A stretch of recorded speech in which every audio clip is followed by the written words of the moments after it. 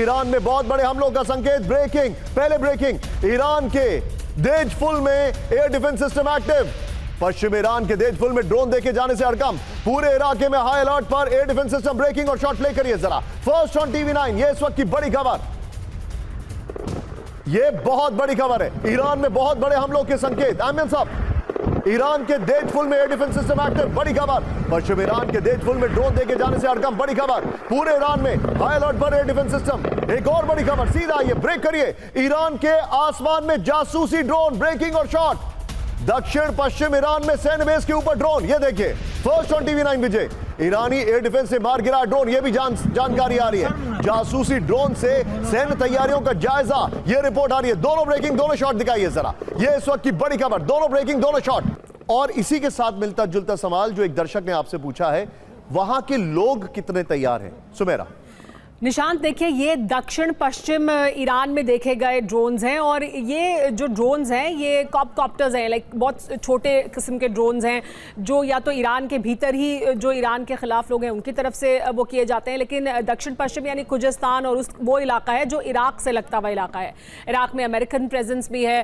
Iraq का और Iran का जो ये इलाका है वहाँ पर ईरान के खिलाफ भी कुछ लोग मौजूद हैं। तो इस तरह के जो ड्रोन्स हैं वो वहाँ से छोड़े जाते हैं और का इस्तेमाल किया जाता है इंटेलिजेंस गैदर करने के लिए भी, और एक तरह का पैनिक भी पैदा करने के लिए, ये मैसेज देने के लिए कि देखिए ये किया जा सकता है।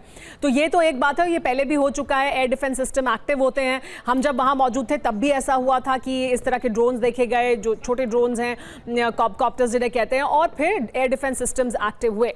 तो ये एक पक्ष है, ये हो रहा है, लगातार हो रहा है, air defence system active mode में है।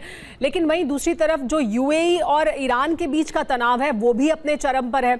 ईरान में रहते हुए हमने जितने भी लोगों से ऑफ कैमरा जो लोग थे उनसे, जो इंटेलिजेंस के लोग हैं, जो सरकार का हिस्सा हैं, जो थिंक टैंक्स हैं, उन सब से जो बात की उससे एक बहुत क्लियर मैसेज है जो साफ तौर पर दिखाई देता है कि Iran out of all the GCC countries, यानी तमाम जीसीसी कंट्रीज में से वो टारगेट कर रहा है यूएई को, क्योंकि वो यूएई को कह रहे हैं कि ये ट्रोजन हॉर्स हैं, ये ट्रोजन हॉर्स है अमेरिका और इजराइल के लिए, और इसलिए वो हमारा सीधा दुश्मन है। दर्शकों को एक बार बता देते हैं, जीसीसी का मतलब है गल्फ कोऑपरेशन कंट्रीज। एम आई राइट सुमेरा? जी जी जी। ओके सुमेरा, लेकिन लोगों की वहां पर क्या तैयारी है? जो अभी एक सवाल आपसे एक व्यूअर ने पूछा है।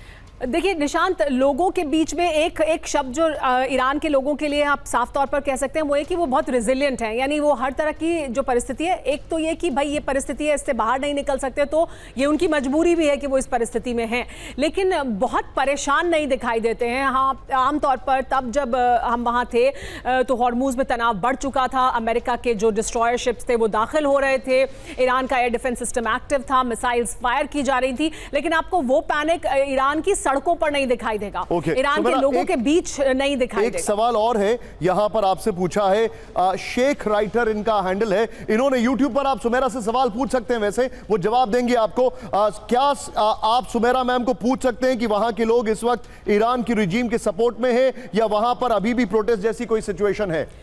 प्रोटेस्ट जैसी सिचुएशन नहीं है, और प्रोटेस्ट तो देखिए जब जनवरी में प्रोटेस्ट शुरू हुए थे उनको भी कर्ब कर दिया गया था और फोर्स से भी कर्ब किया गया था, और जबरदस्ती मतलब सरकार ने पूरी ताकत का इस्तेमाल किया, ईरान की सरकार ने। अभी तो हमने देखा कि वहां की जो रिजीम है उसके फेवर में वहां पर लोग प्रदर्शन कर रहे हैं। बिल्कुल, अब जो स्थिति है ना निशांत, और हमारे दर्शक भी अगर इस बात को जाने कि अब स्थिति यह है कि वहां पर आपको सरकार से विरोध हो सकता है, पक्ष है जो सरकार का विरोध भी कर सकता है। ऐसे लोग भी हैं जिन्हें इन्फ्लेशन से बहुत परेशानी है, यानी महंगी होते हुए सामान से उन्हें दिक्कत है, इंटरनेट हर जगह हर किसी को अवेलेबल नहीं है, क्योंकि ईरान ने एक इंटरनेट कर दिया, यानी जो इंटरनेट देश में यूज कर सकते हैं आप बाहर एक्सेस नहीं कर सकते हैं, तो इससे जो युवा है उन्हें दिक्कत है। लेकिन उसके बावजूद एक ओवरराइडिंग फीलिंग है कि हमारा जो देश है, हमारी जो सिविलाइजेशन है वो ज्यादा बड़ी है, तो हम मतलब सरकार से जो हमारे मतभेद हैं उन्हें हम निपटा सकते हैं, लेकिन अमेरिका और इजराइल का पक्ष नहीं लेंगे। Stay with me Sumaira. आपने सुमेरा को सुना, आप देखिए अब आपको एक ग्लोबल पिक्चर,